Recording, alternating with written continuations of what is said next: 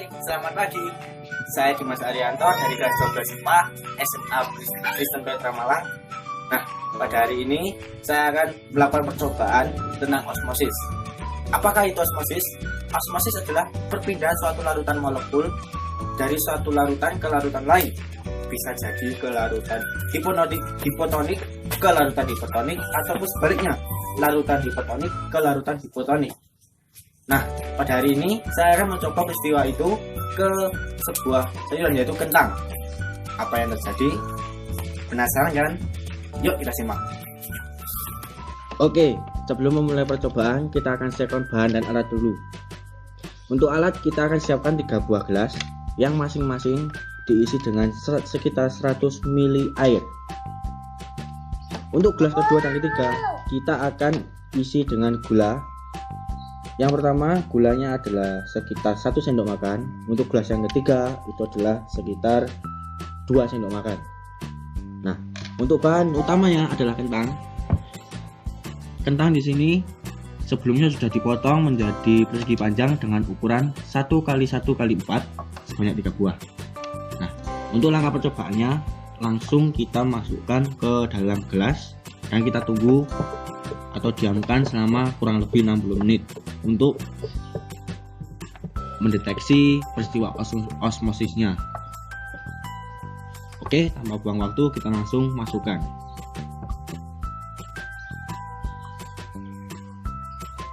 Nah, di sini kita akan menunggu sekitar 60 menit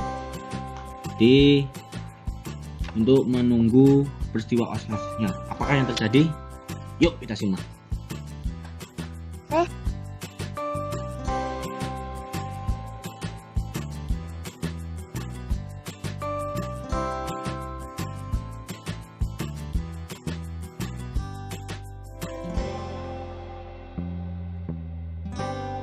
A few moments later. Oke teman-teman, nah ini setelah 1 jam ya teman-teman ya, sampai dimasukin oleh semut ini. Oke, mari kita lihat apa reaksi yang terjadi setelah gelas-gelas yang berisi kentang ini kita diamkan selama kurang lebih 60 menit. Nah, kita lihat, kita angkat dan kita tiriskan pakai tisu ataupun kain. Nah,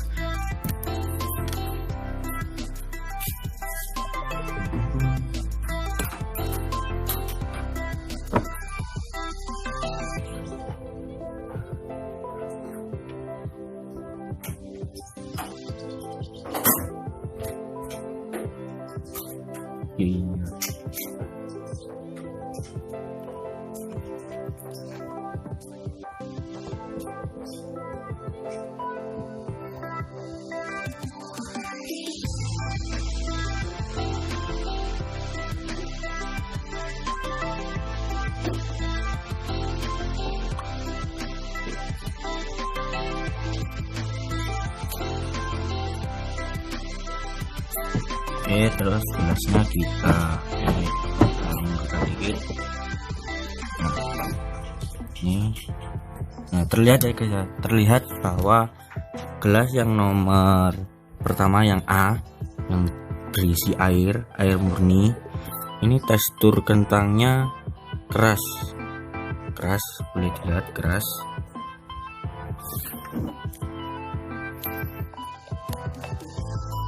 Keras ya guys ya, dia cenderung keras, terus permukaannya halus dan dia menggembung dari ukuran aslinya yang pada awal tadi sebelum kita dia guys, dia teksturnya permukaannya lembut sebelum kita masukkan ke dalam air tadi. Nah, untuk yang gelas kedua yang berisi 1 sendok gula, ini teksturnya agak lembek,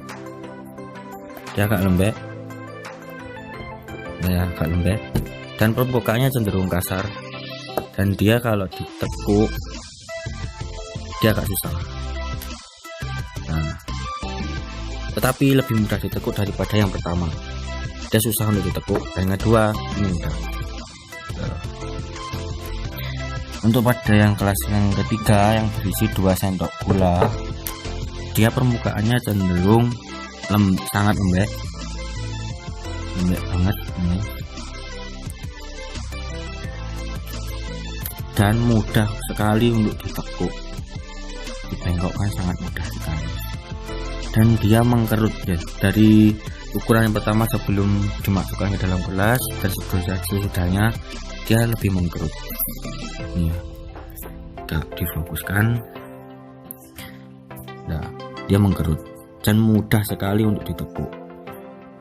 Sangat jauh beda dengan yang pertama yang dimasukkan ke dalam gelas. Dia susah sekali untuk ditekan. Nah, ini.